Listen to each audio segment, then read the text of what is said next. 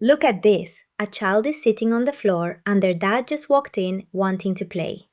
Watch what happens to that kid's face.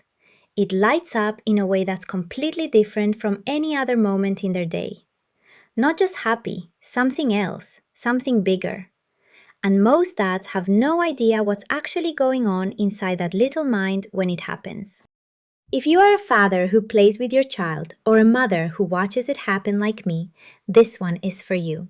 Because the research here is surprising and it changes how you'll see every single play session going forward.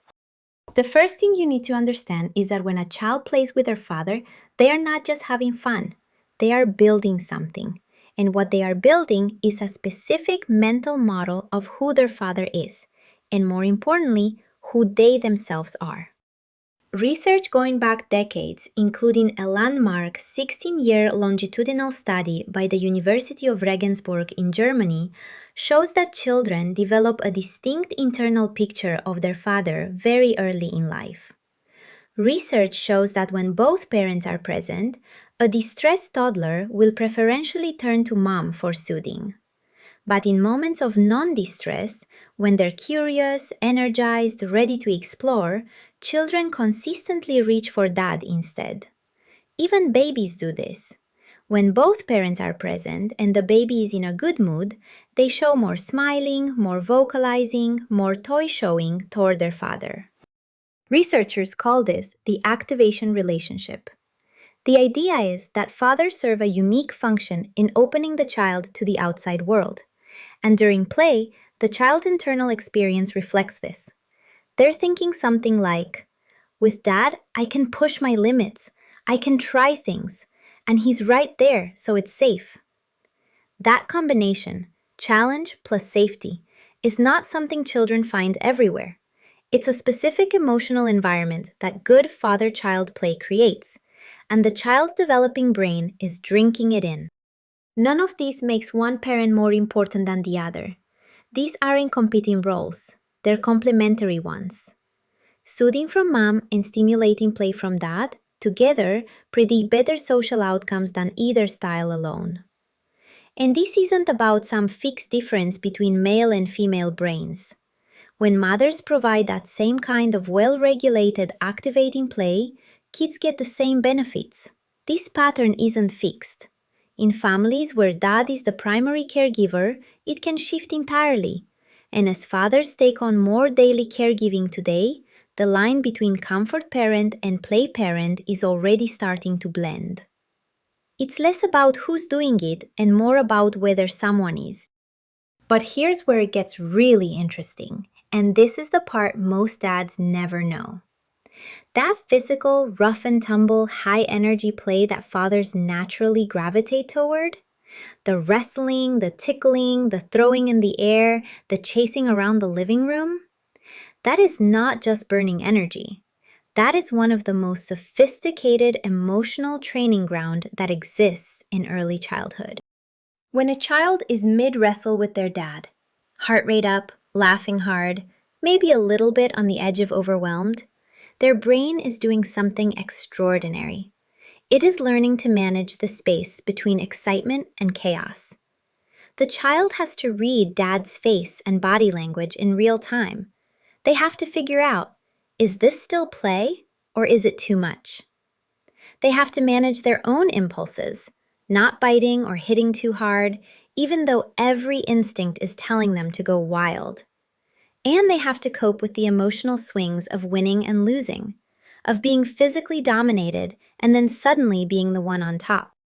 Research has found that when fathers do this kind of play well, when they adjust their strength, share dominance, stay playful and attuned, children aged 3 and 4 show significantly fewer emotional and behavioral problems.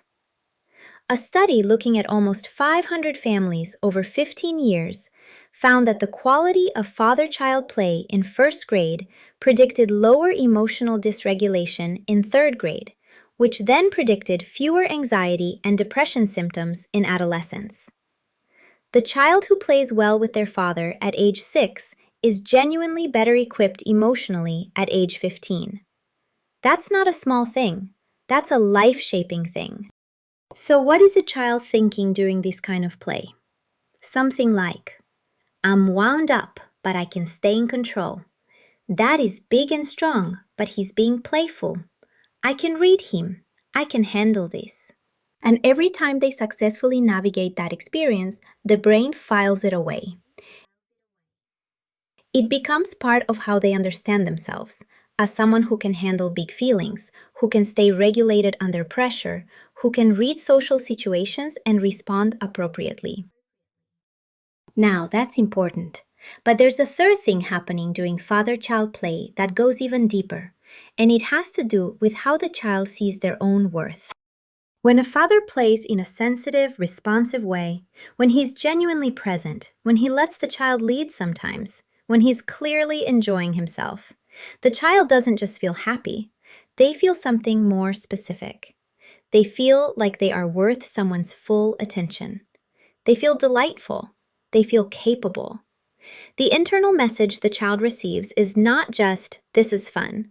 It is, Dad wants to be here with me. I am someone worth being with. The same 15-year study showed that a father's play during toddlerhood was a predictor of the child's attachment security at ages 10 and 16. Researchers argue that the child builds a model of themselves as competent and worthy of help, specifically through the experience of being supported and gently challenged by their father during play. Not through lectures, not through discipline, through play. So when a dad gets on the floor and engages, showing up, paying attention, making it mutual, the child is encoding that experience into their developing sense of self, and they carry it forward. There's also a fourth thing happening that doesn't get talked about enough, and it's about social learning. Father-child play is typically structured around following informal rules, negotiating, competing, and then reconnecting. The child learns that you can compete and still stay connected, that you can lose and still be okay, that relationships involve give and take, and that the back and forth is actually the point. Research consistently shows that children who experience this kind of reciprocal, mutually enjoyable play with their fathers go on to have better peer relationships and more pro-social behavior. Because what they're learning on the living room floor, they're later applying on the playground. And the reason this works so well with fathers specifically is that father-child play has a more egalitarian quality than most parent-child interactions. Fathers tend to behave more like age mates during play. They're sillier, more willing to let the child win, more willing to be physically vulnerable and ridiculous. The child is learning how to navigate a relationship between equals, which is exactly what friendships require. Now, it would be incomplete to talk about all of this without acknowledging what happens when play goes wrong, because the child's experience in those moments is just as real. When the father is overstimulating, controlling, or not reading the child's cues, when he keeps going even when the child is clearly overwhelmed, or when he turns play into a power struggle, the child's internal experience shifts completely. The thought is no longer, I can handle this. It becomes, this is too much. I need him to slow down and notice me. Children in these situations often show wariness, flinching, compulsive compliance. Some withdraw entirely. Some become hypervigilant, constantly tracking dad's movements and bracing for the next unexpected moment. The research is clear that father intrusiveness during play, not roughness, but intrusiveness, the failure to read and respond to the child's signals, is one of the most consistent predictors of poor self-regulation in children. The difference between challenging play and overwhelming play is attunement. It's whether the father is playing with the child or at the child. And this is the thing that ties everything together. The child's internal experience during father-child play is not determined by how physical the play is, or how long it lasts, or how many toys are involved. It is determined almost entirely by whether the father is actually present, attuned, responsive, genuinely enjoying the child as a person.